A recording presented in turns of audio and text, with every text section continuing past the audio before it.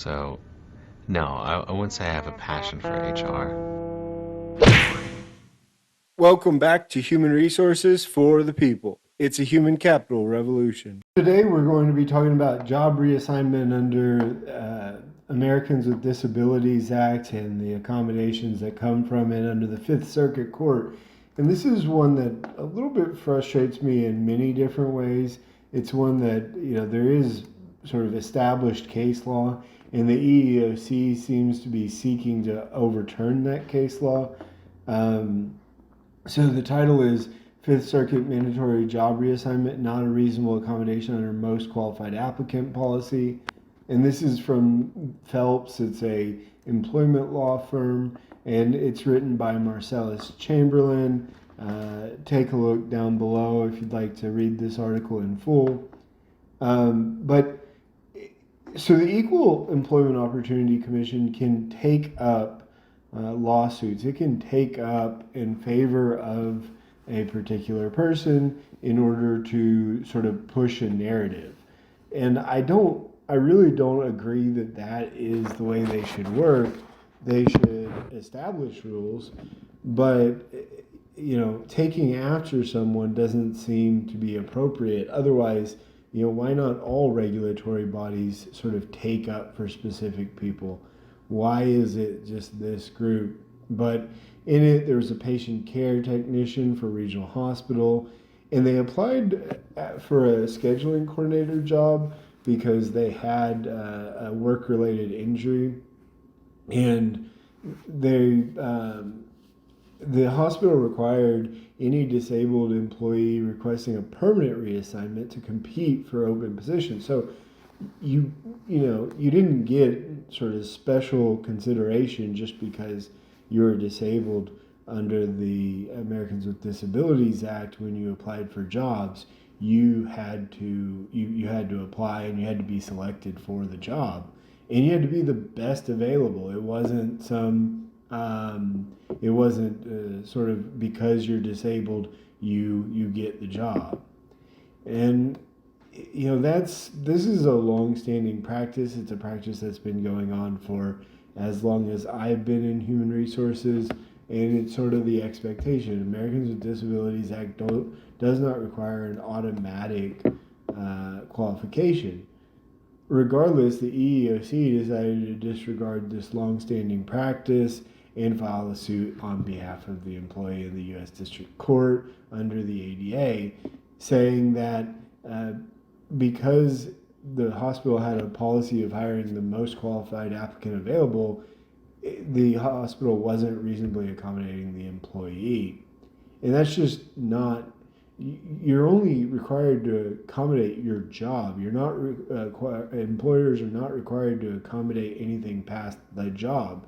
The point under the Americans with Disabilities Act is to be able to help you do your job appropriately and to the best capacity that you can.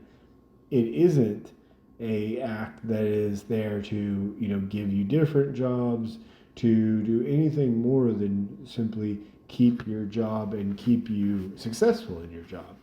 That's what the Americans with Disabilities Act, and the district court filed in favor of the hospital against the EEOC in both times. And under the ADA, a discrimination claim premised on an alleged failure to reasonably accommodate is what happens when an employee has a disability under the ADA and can perform the essential functions of their job with or without accommodation, that they knew of the disability, and that the employer knew of the disability and its limitations on the employee, and that the employer failed to make reasonable accommodations for such known limitations. As a result, that's how you know whether or not a company is failing, if it doesn't fully succeed there or on these areas. But the Fifth Circuit looked at the U.S. Supreme Court's holdings in U.S. Airways versus Barnett, which held that an employer with a seniority system for job assignments was not required to reassign a disabled employee as a reasonable accommodation if another candidate with greater seniority applied for the same position.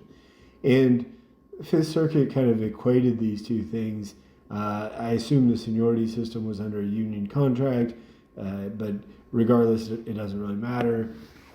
It has to be considered discrimination. It has to result, or they have to not get the job as a result of their disability, which was not proven in this case and not shown.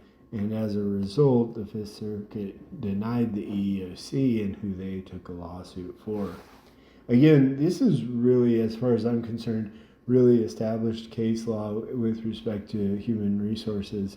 And when the EEOC takes up these cases, it tends to frustrate me because the EEOC is only there to enforce the rule of law, and not to do sort of nonsense like this. Now, I say that the EEOC has been taking up these suits for a long time. This isn't the first one. This won't be the last one, and this is how they operate.